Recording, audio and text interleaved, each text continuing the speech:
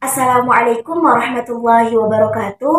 Om Swastiastu, salam sejahtera bagi kita semua, salam nama budaya. Perkenalkan, nama saya Disma Maulidia, NIM 21130710002 dari program studi S1 Pendidikan IPA. Pada kesempatan kali ini, saya akan melakukan sebuah praktikum kimia, yaitu membuat sifat-sifat koloid. Adapun praktikum yang dilakukan terhadap sifat-sifat koloid yang pertama adalah efek Tyndall, kemudian koloid pelindung, liofil, dan liofob.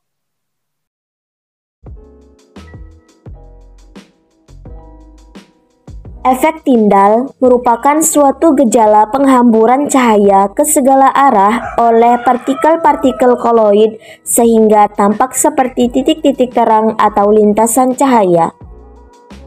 Adapun alat dan bahan yang digunakan pada praktikum efek Tyndall ini adalah air, sendok, 3 buah gelas yang berlabel A, B, dan C, gula pasir, susu bubuk, kopi bubuk, kertas putih, dan HP sebagai senter.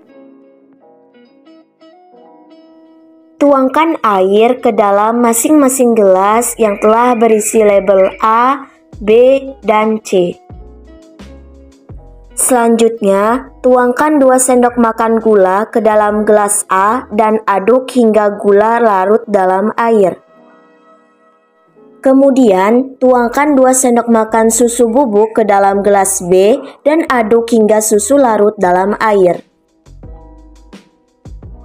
Lakukan percobaan yang sama dengan menuangkan 2 sendok makan kopi bubuk ke dalam gelas C dan aduk hingga kopi tercampur dalam air.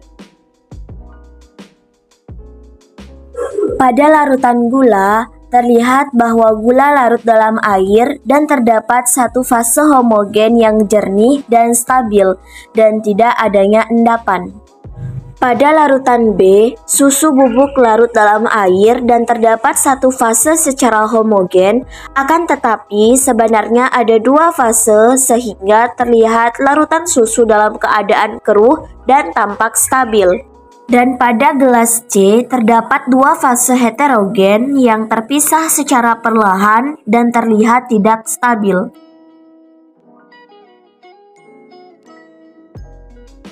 Lakukan percobaan pada gelas A dan amati cahaya yang dihasilkan. Pada larutan gula, cahaya terlihat dengan jelas dan dapat diteruskan pada sisi lain gelas serta cahaya dapat menembus kertas sehingga efek Tyndall yang ditunjukkan tidak tampak dan dapat dikategorikan sebagai larutan. Selanjutnya, lakukan percobaan pada gelas B dan amati cahaya yang dihasilkan.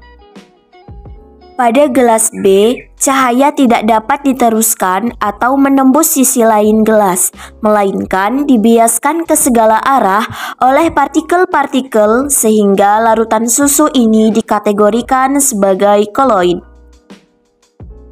Lakukan percobaan yang sama pada gelas C dan amati cahaya yang dihasilkan pada gelas tersebut. Pada gelas C, cahaya dari senter tidak dapat dilewatkan pada sisi lain gelas dan tidak menembus kertas, melainkan cahaya hanya berpendar dalam larutan sehingga larutan pada gelas C dikategorikan sebagai suspensi.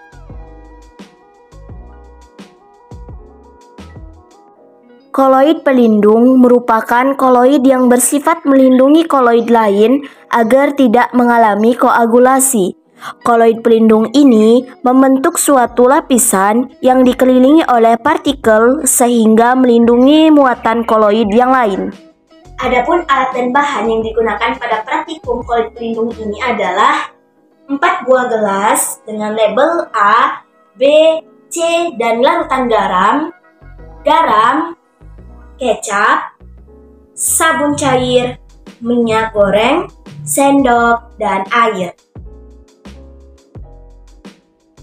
Langkah pertama adalah buatlah larutan garam dengan menuangkan air ke dalam gelas dan menambahkan 1 sendok makan garam.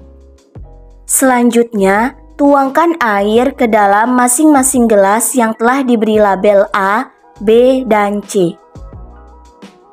Kemudian, tuangkan minyak goreng ke dalam masing-masing gelas yang telah berisi air pada label A, B, dan C. Pada gelas tersebut, terlihat minyak dan air tidak dapat tercampur satu sama lain. Pada gelas A, tuangkan larutan garam, lalu aduk dan amati perubahan yang terjadi. Pada gelas B, tuangkan 1 sendok makan kecap, lalu aduk dan amati perubahan yang terjadi. Lakukan hal yang sama pada gelas C dengan menuangkan 1 sendok makan sabun cair, lalu aduk dan amati perubahan yang terjadi.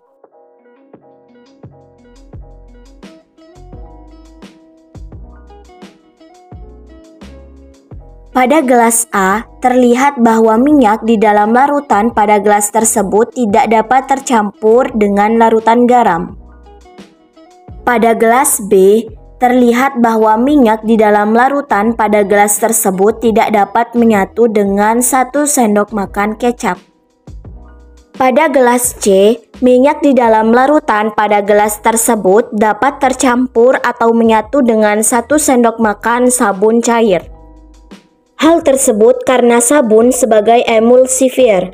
Emulsifier apabila lebih terikat pada air, maka dapat membantu terjadinya dispersi minyak dalam air sehingga terjadilah emulsi minyak dalam air.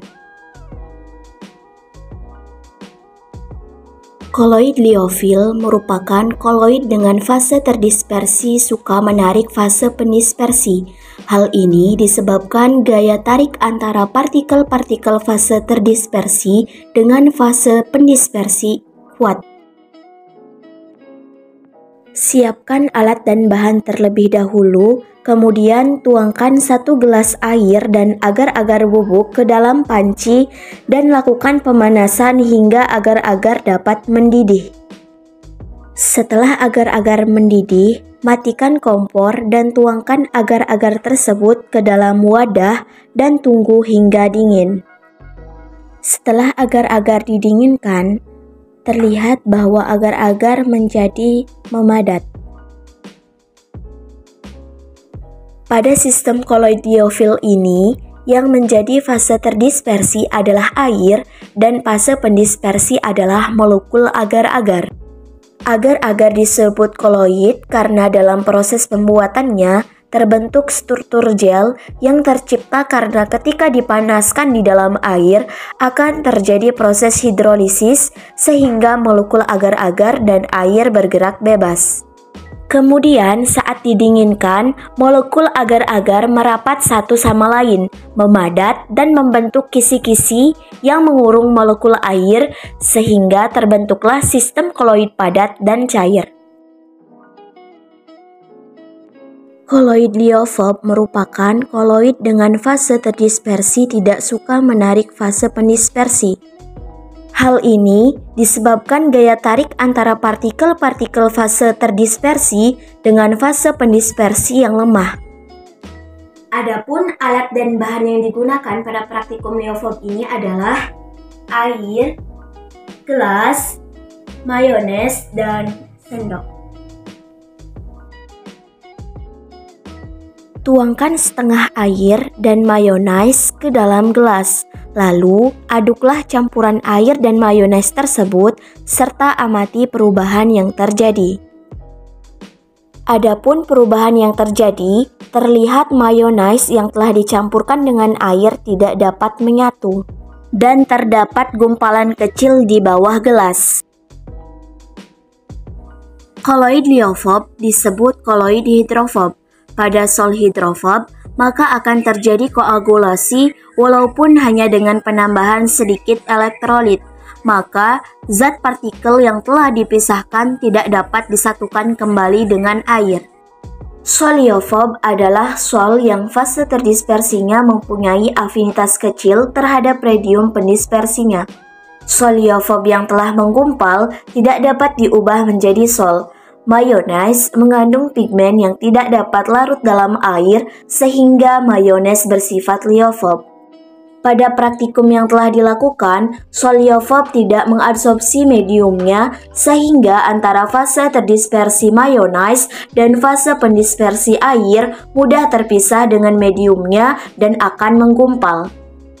Sekian praktikum sifat-sifat koloid, semoga bermanfaat. Terima kasih.